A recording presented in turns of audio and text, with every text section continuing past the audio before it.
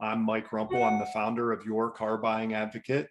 Derek is a franchisee of Your Car Buying Advocate. And what we do is we teach people how to buy vehicles and not get ripped off and have a better car buying experience. And for the people that don't want to do what we do on our own, we teach people on YouTube, on Facebook, and in Facebook groups.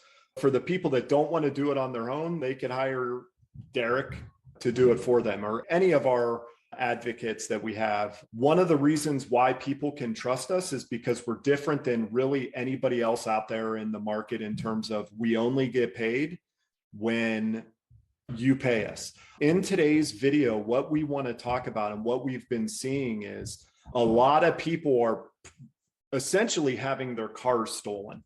Yeah. You know, if they don't know what we're about to tell them, there is a good chance that they could be having quite a bit of money stolen from their family's budget. And this has to do with essentially leasing vehicles. This happened to my mom actually over a year and a half ago, and I wanted to always tell that story. So what we're going to do is I want to tell that story of how a car dealership tried to steal my mom's car. I say they tried to steal it, but really it's legal. So it's not like they're doing anything illegal. It's just the average consumer has no idea that they're getting their car stolen. Okay. And this has to do with a lease. So what has happened, people that are in a current lease, what is happening is that car prices have gone so crazy over the last 3 years. Almost nobody should be turning their lease in at the end of the lease. And Derek, tell us why they should not be turning their lease in.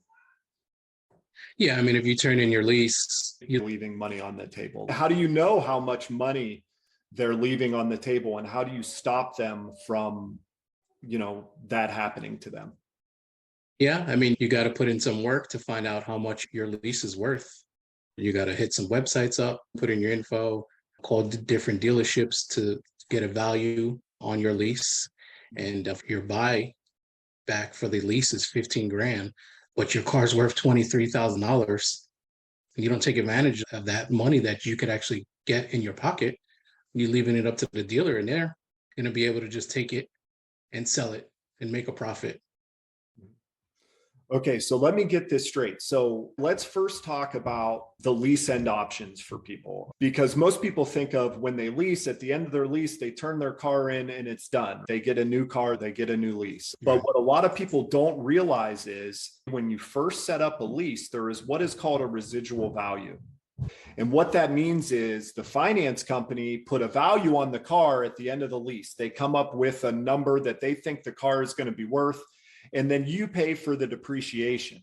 But in a situation like this, the number that they guessed as the residual value of the vehicle at the end of the lease, and your option to buy the vehicle, you always have that option to buy the vehicle all throughout your lease, whether it's at the end of the lease or you're only 5 months payments into it, you still always have the option to buy the vehicle, to pay off the vehicle, and to own it at a set number that is negotiated at the beginning of the lease, right? So the way that we get that number is we have to call the finance company and ask them what our payoff is to own our vehicle. And when they give us that number, you do have to factor in, if you like, what we're doing is we're actually buying the vehicle instead of turning it in. We're buying the vehicle and then we're selling it to the dealership.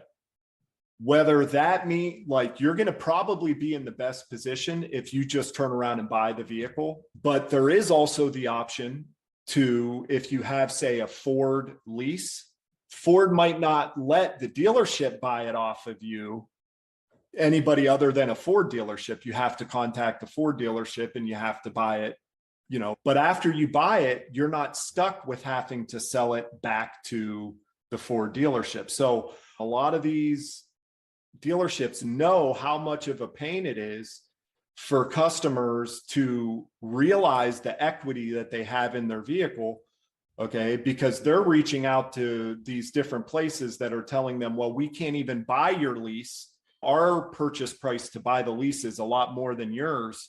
We can't buy it until you own it.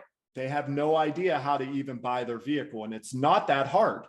You just contact the finance company, figure out what the payoff is, and then get a loan to buy the car. Okay. Because if your car is worth, like your aunt, you have a deal that you're, looking into now. She's got 6 months left. Her current option to buy it is like 15 or 16,000. Now, even if we sell it to a dealership, or, the trade-in number for that vehicle, dealerships are selling her vehicle. Like if she wanted to buy her vehicle in the used car market, how much would that vehicle cost her today to buy it from a dealer? About 24,000. Right. But if you can get 20 and you only owe 16, and let's add some taxes in there, let's say 17 at the high end. Okay. Right. You're at $3,000 if you just turn your lease in. You just gave the dealership $3,000 because they're going to buy your vehicle either way. That's why you're starting to see promotions. If you really follow the market, you're going to see where car dealerships are saying, hey, turn in your lease to us. We'll give you $1,000. If you do what we're telling you to do, which is to buy the lease and then shop and try to sell your car to whether it be a private party or whether it be to a dealership, and you have them compete for that car, okay, you could be leaving thousands of dollars on the table, right? If you just, it sounds really good. Oh, you mean at the end of my lease, you're going to give me $1,000? That sounds great, doesn't it? Okay. But if you don't know the value of the vehicle that you own, you're never going to know if you have positive equity or not. First, you find out the payoff. Okay. But the only way to get the best amount of money for your current vehicle is to shop it. You brought up a couple of sites where you can just plug in the information and they give you a value, like Carvana, Right. Vroom, Yep. CarMax, AutoNation, give me the VIN. Okay. The more people you contact about your vehicle, the better odds you are of finding that person that really wants your vehicle, that's willing to give you the most amount of money for your vehicle. Right. But we also want to give them solid advice. So the advice that you gave to your aunt was, hey, instead of buying a new vehicle that's going to cost you thousands of dollars more, and she liked her current car. She did. She just didn't, know that that was an option to even buy her car. Right. So if you're in a position, and that was the position that my mom was in, right? She needed a new vehicle. She didn't realize that the option to buy her current vehicle was such a good deal. Okay. But her decision after talking with me, I'm like, Mom, you can't get anything close to as nice of what you have now for the same price. Just buy your vehicle. Yep. Okay. And so the way that they're stealing vehicles is when you go in, you say, hey, my lease is up. Don't expect them to come out and say, oh, you have X amount of positive equity. We shouldn't be expecting them to tell us that. We should know that information before we ever even reach out to them and know the options. What you need to do is first find out what your current pay, and not all vehicles are going to have a ton of positive equity. Okay. It really depends on the car and the deal that you made in the first place on the car and how well that vehicle is done in terms of depreciating. There's going to be some cars, like I've had clients get $4,000-$5,000 checks written to them. They call me and they're like, oh, Mike, my lease is coming up. I need a new vehicle. And, I tell them, hey, you have positive equity in your vehicle. They're like, oh, well, I'm glad I called you because I never knew that. I was just planning to turn the vehicle in at the end. And it's very easy to find out what that number is. You call the finance company that your current lease is through. You find out what the payoff is. Then you go out and you find somebody to lend you that money. to buy the vehicle. Now you own the vehicle. You can do whatever you want with it. Now you can use it as a trade piece, or you could sell it private party. Either way, you control the equity that is in the car. Do not give your car back on a lease without checking to make sure that there is not positive equity in the car. You could be leaving thousands of dollars on the table unless you do this. So, you go on the Kelley Blue Book and what's the value of my vehicle on trade-in?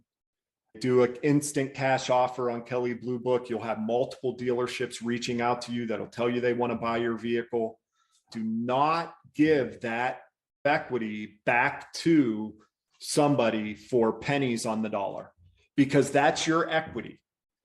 You have the option to buy your car. And if exercising that option is going to net you thousands of dollars, that's just as good as getting a discount off the price of the new car that you're buying. Don't expect anybody to tell you that there's positive equity in your car. Okay. But if you have a lease, and I don't care when it is, you want to turn in that vehicle because your option to buy it is negative equity. And that's okay too.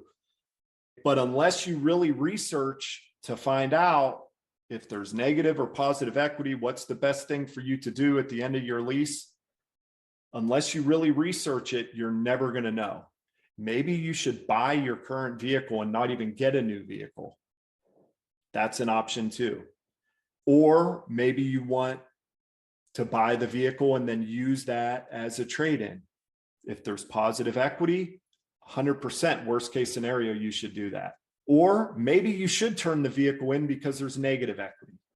I think we nailed it. Best way to make money if you're even comfortable doing a private party, making more, thousands of dollars, selling at private party, buying the car, selling at private party. But yeah, if you don't want to go through that hassle, definitely buy the car, trade it into a dealership. And you'll help somebody if there's somebody out there that is just uncomfortable in the car buying process, or they don't have the time to do what we're going to do. You'll help them. And if you look at Derek's reviews, Derek's clients love him. He's providing a good service. Okay. What we're doing here at Your Car Buying Advocate is we're trading time for money, right? We're not making any claims that we save anybody any money, although I believe that I'm saving my clients money, the majority of them. Okay. Yeah. But there is no claim of saving any money. But one thing for sure is we do create a better car buying experience for the consumer. And we do that without accepting a penny from any car dealership. But if you're the type of person that wants to do it on your own, okay, we're going to give them the information and tell them exactly how to do it on their own. And that's what these videos are about. You get customers, and that's why we have that first initial strategy call. There's some situations where you decide, Derek, like, hey, this isn't a good fit. You can only help so many people, and you're a busy guy. So we want to make sure that we're working with the clients where we bring the most value. If it's somebody that just wants to learn how to do it on their own, there are step-by-step to get the best deal and to negotiate a car deal. And we only want to help the people. We want to tell people exactly what we do. Because if everybody did it this way, the car buying process would be much better for everybody, right? Well, how does somebody reach out to you specifically and to do business with you if they want you to help them? Well, they can go to yourcarbuyingadvocate.com and search for the links that are there to hire an advocate. Okay. Specifically with you, though, they should go to your Calendly link to schedule a call. And then there's a process in place that we have a call with them to make sure that we're a good fit. We talk about what their expectation of you should be. If you could put the link in the comments, Derek, if you could, and I'll share it on the Your Car Buying Advocate page. If you could put your specific link to Calendly on there. So in case somebody wants to specifically work with you. And I do want them, like Derek does a great job. Check out his Google My Business listing. Look at his reviews before hiring him. talk with him and make sure that, we're a good fit. But I can say that Derek is doing a great job. And how long have you been an advocate, Derek? When did you start? Since November 22. Okay. How is the business going? How are you Oh, doing? it's going great. I love helping people. Some people want the full service. Some people, we do the hourly because they're willing to put in a lot of the work. So they just need a little hand holding, and then, or me to contact the dealership if they're in a tough spot. It's great because I fit a lot of people's needs. Let's be intentional about it, teaching people exactly what we do to get awesome car deals, because there is a very specific way to negotiate a car deal. Okay. It's not anything special that me and Derek say to the dealerships, or it's not any special mojo that we have that anybody else can't do. Like, we don't get any special treatment from the dealerships. Well, yeah, we don't. The smart ones do give us a little bit of special treatment, right? Because they realize that we have, a customer base and they're not paying us. Yes. And, that they should want to do business with us the way that we make them do business. But there's not any type of special relationship that we have with them to get any better of a deal than what somebody could get on their own. But there's a very specific way to do it. And that's what I want to do with these videos, right? Today, we told people, well, how do you realize the equity in your lease? Okay.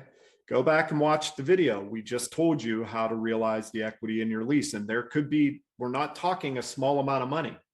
Okay. We're talking sometimes, depending upon the vehicle, there could be thousands of dollars of positive equity in your lease. And nobody's going to tell you that at the dealership. So when you go to the dealership, don't expect them to say, oh, your car's worth way more money than what you owe on it. They're not going to tell you that. They're going to say, if you have a bunch of positive equity in your lease, they're going to say, this is how you turn it in.